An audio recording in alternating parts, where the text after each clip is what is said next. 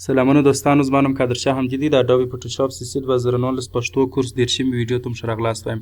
دوستانو په 13 ویډیو کې موږ په سکرپټس کې پر ایمیج پروسیسر ډیلیټ آل امپټي لیئرز فلټن آل لایر افیکټس فلټن آل ماسک باندې کار وکړي. نن راځو دوستانو پر سکرپټ ایونټس منیجر لوډ فایل انټو سټیک لوډ ملټیپل دایکوم فایلز سټاتستیکس او براوز باندې کار کوو. لومړی دوستانو سکرپټ ایونټس منیجر دی داسې کار کوي دوستانو چې موږ یو سکرپټ جوړ کړی ولرو د ځان سره یا هم غواړو یو سکرپټ جوړ کو، نو بیا هغه په فوټوشاپ کې تطبیق کوو. دغه دپاره موږ کولی شو سکرپټ ایونټس منیجر کار کو. اوس د سکرپټ زما هدف چې دی، مثلا تاسې غواړئ چې داسې یو لارښوونه ولیکئ په جاوا سکرپټ کې چې په فوټوشاپ کې چې زه هر فایل راخلاصومه ته هغه تور سپین ته واړوه. وروسته دغه کوډ راخلئ د سکرپټ ایونټس منیجر د لارې چې کوئ راپورته کوئ. بیا چې تاسو په فوټوشاپ کې هر فایل راخلاصوئ دی بیا تور سپین ته اړئ.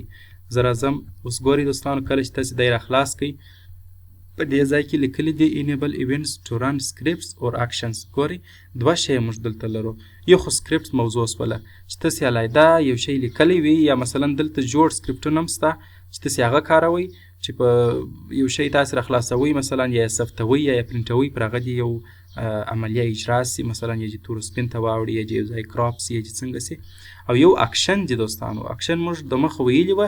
دا اکشنونه ګورئ دوستانو، دا چې تور مثلا لرګین بارډر و، په جې کې مثلا ګریډینټ میپ دغه یو افیکټ و، سپیا ټونینګ افیکټ و، میکزر برش و، کیسټ شیډو و، مثلا ووټ فریم و.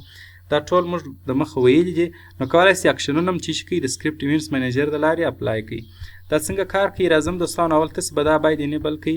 کله چې دا انیبل سو په دې ځای کې راځئ، دلته به دا ایونټ تاسې ورته وایاست چې آیا په سټارټ اپلیکیشن چې کله تاسې فوټوشاپ راخلاصوئ دا هغه دې خلاص سي. که چیرې تاسې نوی فایل راخلاصوئ پر دا افیکټ چې اپلای سي. که چیرې تاسې یو فایل راخلاصوئ فوټوشاپ ته یې راوړئ اوپن ډاکومنټ دا افیکټ چې اپلای سي. که چیرې تاسې مثلا غواړئ چې یو فایل ثبت کړئ دا افیکټ اپلای کوئ، یا مثلا غواړئ یو فایل کلوز کړئ افیکټ پر اپلای کوئ، پرنټوئ یې سي د پرنټ پر وخت چې دا افیکټ پر اپلای سي، یا مثلا ایکسپورټوئ یې سي د فوټوشاپ څخه یې باسئ دا افیکټ چې اپلای سي. نو دا ټول کولی سي چې بیا دلته ورته انتخاب کړئ چې دا سکرپټ چې زموږ سره دلته په دغه ځای کې چې سي تطبیق چې سي اپلای دي سي. او کولی سي خپله هم یو ایونټ چې کوي ثبت کړئ، خپله هم یو لیبل ورکړئ مثلا په خپل نوم باندې چې هغه هر نوم تاسې ورکوئ. نو زه ورته وایم چې اوپن ډاکومنټ چې کله زه په فوټوشاپ کې ولاړ یم یو فایل خلاصوم، دلته چې کم سکرپټونه یا کم ایونټونه ما ثبت کړي دي هغه که د سکرپټ ایونټ و که د اکشن ایونټ و، ته ماته هغه چې پر تطبیق کړه. که چیرې زه هر فایل خلاصوم فوټوشاپ ته، نو زه راځم په دې ځای کې اول خو دا د سکرپټ موضوع ده دوستانو چې په دې کې ریسایزینګ دی. مثلا دې ریسایز که چیرې د عکس ریسایز نه وي، که چیرې آر جی بي ما خبر که مثلا وارنینګ فایر جی بي اپډیټ فایل انفو د فایل انفارمیشن چې که دغه چې که ورته اپډیټ یې که ورته تازه یې که سیو ایکسټرا جی پی جي دا فایل یو بلابود جی پی جي عکس کښېده مثلا. نو دا کولی سي تاسې دلته دا سکرپټ، او که چیرې تاسې خپله په جاوا سکرپټ کې لیکلی دا سکرپټ کولی سي ور یې چې کړي دغه د لارې بیا هغه راپورته کوي. نو زه راځم دی به ایسته کړم سکرپټ به زه نه پر اپلای کوم، زه به یو اکشن پر اپلای کوم تر څو ستاسې نور ډېر ژر سر په خلاص سي، خو تاسې کولی سي سکرپټ هم در سره وګورئ. نو زه راځم اکشن کلیک کوم او په دې ځای کې ورته وایم چې ووټ فریم یو لرګین بارډر ورکړه، زه به دی اډ کړم. ګورئ کله چې زه اوپن ډاکومنټ داسې یو سکرپټ ما سره چې شو، اکشنز ما سره چې شو په ایونټس منیجر کې ثبت شو. کله چې زه یو فایل راخلاصوم ته هغه ته یو لرګین بارډر ورکړه، بس خلاص. هر فایل نو چې زه هر وخت راخلاصوم بس دی اتومات والا لرګین بارډر ورکوي. یعنې علیحده زما څخه بارډر شی نه غواړي، نه هلته زما څخه اکشن اپلای کېده غواړي، نه کلیک کېده غواړي، والا بیا شی نه غواړي، د دې به لا ثبت دی. فوټوشاپ کې چې بیا زه هر وخت فایل راخلاصوم دی به لرګین بارډر ورکوي. دا د ایونټس منیجر کې ثبتېږي. مثلا د خبرې تاسې کولی سي چې پرنټ ورکړئ، مثلا چې تاسې کله یو عکس پرنټوئ لرګین بارډر ورکړه، دا ایونټ هم تاسې کولی سي چې کوئ د ځان سره ثبت کړئ. ګورئ فقط اډ کلیک کړئ. اوس په دې ځای کې یو ایونټ غواړئ ډیلیټ کړئ، ګورئ ډیلیټ یې کړئ، ریموو آل ټول ډیلیټوئ. نو زه راځم دا به ډن کړم. اوس چې زه کله هر فایل فوټوشاپ ته راوړم راخلاصوم یې دی به لرګین بارډر ورکوي. مثلا زه غواړم چې دغه عکس راخلاص کړم، ګورئ دی به کنټینیو کوي، دی به اتومات د عکس ته یو لرګین بارډر ورکړي په دې ترتیب. یعنې هلته په ایونټ منیجر کې دغه اکشن ثبت سو په د سکرپټ ایونټ منیجر کې.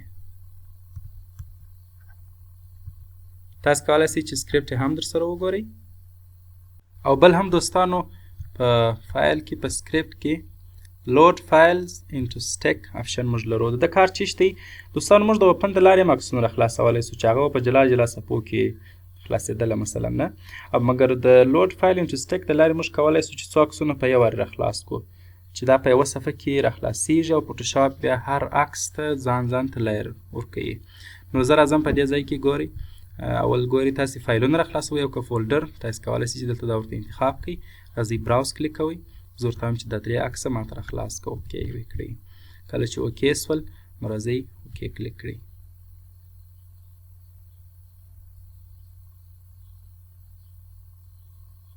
ګورئ دی ټول عکسونه چې موږ کلیک کړي وه یوې صفحې ته راوړي. بیا تاسې کولی شئ چې دلته د هغه ویزیبیلیټي ورته آف کړئ، مثلا ورته بنده کړئ، هغه بل عکس چې کېږي ښکاره کېږي هغه کار کوي، په هغه کې خپل ډیزاین وکړئ، وروسته هغه ایسته کړئ، بیا بل چې کړئ رامخته کړئ. نو په دې ترتیب تاسې کولی شئ چې د لوډ فایلز انټو سټیک څخه کار واخلئ. او بل هم دوستانو په فایل کې په سکرپټ کې موږ لرو لوډ ملټیپل ډایکوم فایلز. د کار دا دی دوستانو چې موږ د ایکسرې عکسونه لرو د ځان سره په کمپیوټر کې، بیا غواړو چې مثلا په پنسل باندې فوټوشاپ کې په پنسل باندې په هغه کې ځینې برخې په نښه کړو مثلا، یا ځینې برخې خوپې یې غواړي هغه تیزې کړو. نو دا د ډایکوم فایلز چې دی د دغه اپشن کار دی چې موږ هغه د ایکسرې عکسونه راپورته کوو، فوټوشاپ ته یې راوړو، بیا په هغه کې ځینې برخې په پنسل په نښه کوو، ځینې برخې چې خوپې یې هغه مثلا تیزوو، چې د هغو اکسټنشنونه دوستانو DICOM ډایکوم، DIC، DCM، DC3 دا ټول اکسټنشنونه دي دوستانو. زه په دغه اکسټنشنونو کې تر اوسه په خپل کمپیوټر کې کوم داسې فایل نه لرم چې اوس یې راخلاص کړم. نو په همدې خاطر باندې دا پروسه د تاسې پرېږدم، تاسې ته وګورئ چې دا څنګه کېږي. تاسې به داسې وکړئ دوستانو چې انټرنیټ ته به راسئ او دلته به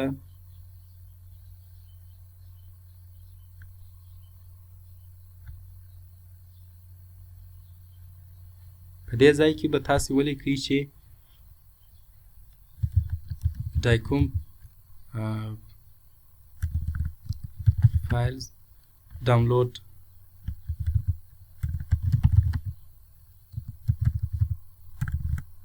دا به کلیک کړئ دوستانو.